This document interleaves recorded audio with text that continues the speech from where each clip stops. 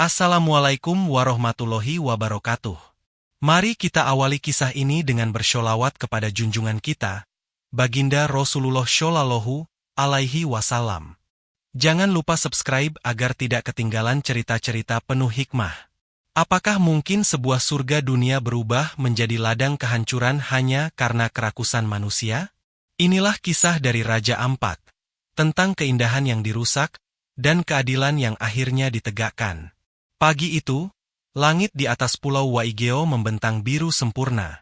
Air laut sejernih kaca, memantulkan bayangan pulau-pulau karang yang menghijau. Dari kejauhan, suara burung cendrawasih bersahutan seperti lagu cinta alam. Namun, di balik keindahan itu, sebuah suara aneh terdengar, dum. Sebuah ledakan kecil, lalu suara mesin berat menggerung di balik bukit yang jarang dikunjungi. Tak ada yang menyangka, getaran itu akan menjadi awal dari retaknya keindahan Raja Ampat. Di kampung kecil Saukorem, nelayan tua bernama Bapak Watei menghentikan perahunya. Air laut di bawahnya tampak berbeda, lebih keruh dari biasanya. Ikan-ikan kecil berlarian tak menentu, beberapa bahkan mengambang, mati. Ini bukan arus laut biasa, gumamnya. Ini racun. Sementara itu, anak-anak yang biasa menyelam di dekat dermaga mulai batuk-batuk setelah bermain air. Seorang bocah, Gerson, merekam kejadian itu dengan ponsel murahnya. Dalam video yang ia unggah ke media sosial, tampak air laut berubah warna dan suara mesin dari balik bukit terdengar jelas. Video itu hanya berdurasi 45 detik. Tapi dalam waktu 2 hari, jutaan orang sudah menontonnya. Di media sosial, tagar Safe Raja Ampat mulai bermunculan. Orang-orang terkejut. Dunia menyangka Raja Ampat adalah wilayah konservasi yang aman. Tapi kenyataan berbicara lain. Di rumah adat desa, para tetua kampung berkumpul. Wajah-wajah mereka tegang. Kita sudah dengar suara-suara dari bukit sejak minggu lalu, kata Mama Yohana. Sekarang anak-anak sakit, laut kita rusak. Ada yang sedang mengorek isi bumi kita secara diam-diam. Tak lama, kapal-kapal asing terlihat datang malam hari. Tanpa izin adat, tanpa pemberitahuan. Mereka tidak membawa wisatawan, melainkan alat-alat berat. Masyarakat mulai resah. Tapi siapa yang bisa mereka percaya? Beberapa petugas pemerintah daerah yang didatangi hanya menjawab singkat, "Kami akan periksa." Tapi tidak ada yang datang. Dan hari-hari berikutnya, air semakin keruh, ikan semakin hilang, dan keindahan Raja Ampat mulai memudar. Perlahan, namun pasti. Tapi satu hal yang tak mereka tahu. Kemarahan rakyat Papua bukanlah sesuatu yang bisa dibungkam. Hari itu, langit mendung menaungi desa Saukorem. Gerson, bocah yang videonya viral, duduk termenung di tepi dermaga. Ia tak tahu bahwa rekaman sederhananya telah mengubah segalanya. Di media sosial, tagar Safe Raja Ampat menduduki puncak trending. Selebriti, aktivis, mahasiswa, hingga warga biasa ikut membagikan video dan foto-foto kerusakan laut di Raja Ampat. "Aku menangis lihat laut jernih itu berubah keruh," tulis seorang netizen. "Kalau ini dibiarkan, anak cucu kita takkan pernah lihat surga itu lagi," komentar lainnya. Namun bagi warga kampung, ini bukan soal viral atau tidak. Ini tentang hidup mereka yang terancam. Mama Yohana, perempuan parubaya yang selama ini jadi penjaga pantai adat, berdiri di depan rumah kepala distrik. Ia tak sendiri. Bersamanya puluhan perempuan dan anak-anak kampung membawa poster buatan tangan. "Kami tidak makan nikel, kami makan dari laut. Hentikan perusakan tanah leluhur kami." Suara tangis pecah ketika seorang ibu mengangkat anaknya yang menderita ruam kulit akibat mandi di laut. "Air ini dulu suci, sekarang bawa penyakit," ucapnya dengan gemetar. Namun, suara rakyat kecil seperti mereka tak mudah didengar. Beberapa orang yang mencoba berbicara bahkan mendapat teror. Bapak Watei mendapati perahunya dirusak malam hari. Seorang pemuda kampung diancam agar berhenti menyebarkan foto-foto tambang. Bukan hanya ancaman, tapi paksaan. Oknum tertentu menyusup ke kampung, memaksa warga diam. Kalau masih bicara soal tambang, anakmu bisa celaka, bisik seseorang kepada tetua kampung. Warga ketakutan. Tapi rasa takut tak bisa menahan kesedihan melihat tanah mereka dihancurkan. Di balik semua ini, ada seorang tokoh muda Papua bernama Yevan Kalami, lulusan hukum dari Jayapura, yang geram melihat kampung halamannya diinjak-injak. Ia angkat bicara lewat live streaming dan orasi terbuka. Mereka pikir kami tidak bisa melawan karena kami jauh. Tapi kami punya mulut, kami punya kamera, dan kami punya hati. Kami akan lawan. Raja Ampat bukan milik investor rakus. Pidato Yevan menggetarkan dunia maya. Ribuan komentar membanjiri videonya. Para jurnalis mulai berdatangan ke Raja Ampat. Dan dari balik layar, seorang penyidik di Jakarta mulai menaruh perhatian. Ini bukan cuma soal alam, katanya liris sambil memutar ulang video dari Gerson. Ini kejahatan lingkungan tingkat tinggi. Ia pun menghubungi satuan tugas khusus. Penyelidikan akan dimulai. Perlahan, tabir gelap di balik tambang nikel ilegal itu akan tersingkap. Di Jakarta, ruang kerja penyidik Bapak Arman penuh dengan tumpukan dokumen dan layar komputer yang menampilkan peta Raja Ampat. Ia sudah memantau kasus ini sejak video viral bermunculan. Kami harus gali lebih dalam, ucap Arman pada timnya. Ini bukan operasi tambang biasa. Ada jaringan kuat di belakangnya. Arman dan timnya mulai menyisir data perizinan tambang di Raja Ampat. Anehnya, banyak dokumen resmi yang tidak ada, izin palsu, dan beberapa surat yang diduga dipalsukan. Mereka bermain dengan dokumen, kata Arman. Ini kejahatan terorganisir. Penyidik juga mendapatkan informasi dari warga lokal yang takut tapi ingin membantu. Mereka menyebut nama seorang bos besar yang mengendalikan tambang lewat orang suruhan. Nama itu adalah Leo Ardiansyah. Leo bukan orang biasa.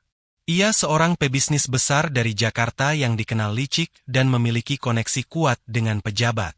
Ia tidak pernah terlihat di lokasi tambang, tapi semua keputusan penting datang darinya. Arman pun menghubungi wartawan investigasi, Dita, yang sudah lama mengincar kasus korupsi lingkungan. Dita mengonfirmasi ada aliran dana besar dari perusahaan tambang Leo ke beberapa pejabat lokal. Mereka juga menemukan bukti-bukti bahwa Leo menggunakan metode intimidasi untuk menekan warga. Di Raja Ampat, ketegangan semakin meningkat. Masyarakat yang menolak tambang semakin sering mendapat tekanan. Beberapa keluarga mengalami ancaman serius. Anak-anak mulai takut bermain di sekitar laut. Yevan, sang tokoh muda Papua, terus mengorganisir perlawanan. Ia mengajak warga untuk mendokumentasikan segala aktivitas tambang dan intimidasi. Mereka mengirimkan rekaman ke Jakarta, mendukung penyidikan polisi. Sementara itu, Leo terus berusaha menutup kasus ini. Ia menyuap beberapa oknum agar berhenti berbicara. Tapi semakin banyak tekanan media dan masyarakat membuat posisinya semakin sulit. Arman merencanakan operasi besar untuk menangkap Leo. Mereka tahu, menangkap bos ini bukan perkara mudah. Leo punya pengawalan ketat dan banyak pengacara handal. Tapi kami harus berhasil, tegas Arman. Ini tentang menjaga masa depan Raja Ampat dan anak cucu kita. Hari penangkapan mulai direncanakan dengan cermat. Tim gabungan polisi akan menyergap Leo saat ia berada di sebuah resor mewah di luar Papua, tempat ia biasa mengadakan pertemuan rahasia. Ketegangan meningkat, semua bergerak dalam diam. Sementara di Raja Ampat, air laut mulai sedikit membiru, memberi harapan kecil bahwa alam masih bisa pulih. Tapi perjuangan belum selesai. Di Raja Ampat, gelombang perlawanan warga terhadap tambang nikel semakin besar. Setiap hari, penduduk berkumpul di alun-alun desa, menggelar aksi damai sambil membawa spanduk bertuliskan, "Hentikan kerusakan alam," dan "Raja Ampat untuk anak cucu kita." Mama Yohana, yang selama ini menjadi simbol perjuangan masyarakat adat, terus memberi semangat kepada para perempuan dan anak muda. Kita bukan hanya menjaga tanah, tapi juga darah dan sejarah leluhur kita, ujarnya tegas. Namun, tekanan semakin menjadi-jadi. Para oknum yang diduga bagian dari jaringan Leo mulai melakukan intimidasi terbuka. Rumah-rumah warga yang aktif menolak tambang sering didatangi malam-malam oleh orang tak dikenal. Ada yang mendapat pesan ancaman lewat telepon, ada pula yang mengalami perusakan kecil di kebun dan perahunya. Bapak Watei, yang perahunya pernah dirusak, merasa takut namun tidak menyerah. Kami harus kuat demi anak cucu. Kalau kami diam, maka hancur semuanya, katanya sambil mengelap mata yang mulai basah. Di media sosial, dukungan dari seluruh Indonesia terus mengalir. Tagar Saveraja 4 bertambah trending setiap hari. Banyak selebriti dan influencer yang mengajak pengikutnya untuk peduli dan ikut menyebarkan berita ini. Sementara itu, di Jakarta, penyidik Bapak Arman mulai memantau pergerakan Leo yang semakin ketat. Leo tahu dirinya tengah diburu. Ia sering berpindah tempat dan menggunakan jasa pengawal pribadi untuk keamanan. Tim Arman pun mempersiapkan operasi besar. Mereka mengumpulkan bukti kuat dan mengatur strategi agar penangkapan bisa berjalan mulus tanpa kekacauan. Di tengah ketegangan itu, Yevan dan kelompoknya tetap konsisten menyuarakan kebenaran. Mereka melakukan patroli dan mendokumentasikan setiap aktivitas tambang dan ancaman yang dialami warga. Hari-hari di Raja Ampat terasa berat, penuh ketidakpastian. Namun, harapan mulai muncul karena solidaritas dan perjuangan warga mendapat perhatian nasional. Di sebuah resor mewah di pinggir pantai Jakarta, suasana tampak tenang. Pemandangan laut yang luas dan angin sepau-sepau menciptakan kesan damai yang kontras dengan ketegangan yang sebenarnya sedang terjadi. Di balik kemewahan itu, Leo Ardiansyah sedang menggelar pertemuan rahasia dengan beberapa orang penting. Mereka membahas rencana perluasan tambang nikel yang selama ini berjalan secara ilegal di Raja Ampat. Leo duduk di ruang konferensi, wajahnya serius dan waspada. Ia tahu, waktu terus mengejarnya. Di luar resor, tim penyidik Bapak Arman sudah bersiap. Mereka menyamar sebagai investor yang tertarik berbisnis tambang, mengatur pertemuan dengan Leo untuk menggiringnya ke jebakan. Saat Leo mulai membuka rencana perluasannya, Bapak Arman memberi sinyal kepada tim untuk bersiap. Pertemuan itu diwarnai dengan pembicaraan panjang soal izin, aliran dana, dan cara mengelabui pemerintah daerah. Leo sesekali menatap ke arah pintu, waspada. Tiba-tiba, pintu terbuka dan sejumlah polisi berseragam masuk cepat. Suasana berubah tegang. Leo berusaha bangkit, tapi tim penyidik segera memborgolnya. "Kamu tidak bisa lari lagi, Leo," ujar Arman dengan suara tegas. "Ini adalah akhir dari kebohongan dan kerusakan yang kamu buat di Raja Ampat." Leo terlihat terkejut, matanya menyipit, mencoba mencari celah. Namun, kamera-kamera media yang sudah disiapkan merekam momen bersejarah itu. Penangkapan bos tambang nikel ilegal akhirnya terjadi. Di tempat lain, warga Raja Ampat yang mengikuti berita lewat ponsel mereka bersorak. Harapan tumbuh kuat bahwa keadilan akan ditegakkan dan alam akan pulih kembali. Namun, perjuangan belum selesai. Banyak pihak lain yang masih harus dihadapi agar kerusakan tidak berlanjut. Tetapi untuk pertama kalinya, Raja Ampat mulai bernapas lega. Penangkapan Leo Ardiansyah mengguncang dunia tambang dan pemerintahan. Berita itu tersebar cepat, tidak hanya di Indonesia tetapi juga di media internasional. Raja Ampat, yang selama ini dianggap sebagai surga tersembunyi, kini menjadi simbol perjuangan melawan kerusakan lingkungan. Di Jakarta, Bapak Arman dan timnya mulai mendalami kasus ini dengan membuka penyelidikan lebih dalam. Mereka memeriksa jaringan keuangan, mencari tahu siapa saja yang menjadi kaki tangan Leo dan oknum pejabat yang turut bermain. Sementara itu, di Raja Ampat, suasana mulai berubah. Pemerintah daerah akhirnya turun tangan lebih serius. Beberapa alat berat tambang ilegal dihentikan, dan beberapa lokasi yang rusak mulai dirancang untuk direhabilitasi. Masyarakat adat dan warga kampung mendapat kesempatan untuk ikut serta dalam proses pemulihan lingkungan. Yevan Kalami menjadi penghubung penting antara masyarakat dan pemerintah. "Ini baru langkah awal," kata Yevan saat pertemuan bersama warga. "Tapi kita sudah mulai bergerak bersama. Suara kita didengar dan bukan hanya di media sosial. Mama Yohana mengajak semua warga tetap waspada. Kita jaga tanah ini bukan hanya untuk kita, tapi untuk anak cucu kita yang akan datang. Di media sosial, tagar Save Raja Ampat masih ramai, tapi kini dibarengi dengan kampanye restorasi alam dan pelestarian budaya. Meski perjuangan belum usai, harapan mulai tumbuh. Raja Ampat mulai kembali ke jalur menuju surga yang pernah hilang.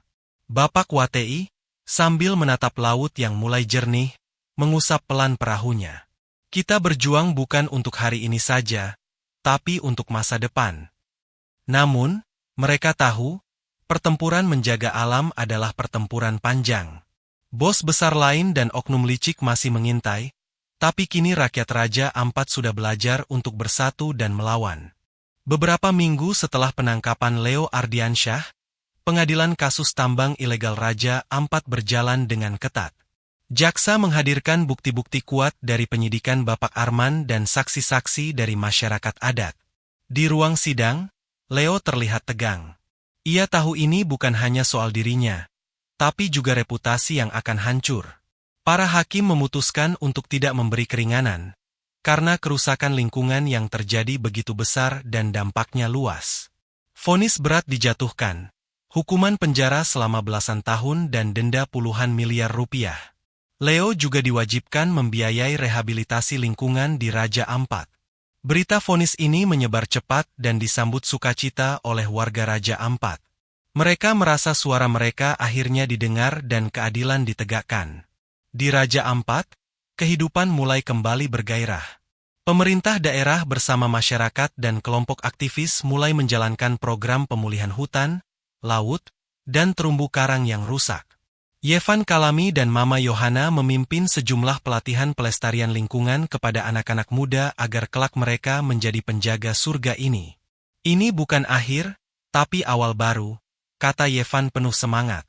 Suara burung cendrawasih kembali memenuhi hutan. Ikan-ikan mulai kembali berenang bebas di perairan jernih. Pulau-pulau kecil yang dulu tercemar tambang perlahan-lahan pulih. Di media sosial, tagar Save Raja Ampat berubah menjadi Raja Ampat pulih. Dunia menyaksikan bagaimana tekad rakyat kecil bisa mengalahkan keserakahan besar. Mama Yohana berdiri di tepi pantai, memandang ke arah matahari terbenam yang keemasan. Kami menjaga warisan ini untuk generasi yang akan datang. Semoga surga kecil ini tetap terjaga oleh tangan-tangan yang mencintainya. Kisah Raja Ampat adalah pelajaran bahwa alam tidak bisa dipisahkan dari manusia. Ketika kita merusak bumi, kita merusak diri sendiri. Dan ketika kita bersatu, keadilan dan harapan selalu menemukan jalannya. Kisah Raja Ampat yang kita dengar hari ini bukan sekadar cerita tentang penangkapan bos tambang ilegal, tetapi juga pelajaran berharga bagi kita semua tentang pentingnya menjaga alam dan keberlangsungan hidup di bumi ini. Raja Ampat adalah salah satu surga dunia dengan keanekaragaman hayati yang luar biasa, bukan hanya sebagai tempat wisata, tetapi juga sebagai rumah bagi masyarakat adat yang hidup berdampingan dengan alam. Kerusakan yang terjadi akibat penambangan nikel ilegal bukan hanya menghancurkan lingkungan secara fisik, tetapi juga merusak keseimbangan ekosistem yang selama ini menopang kehidupan laut dan darat.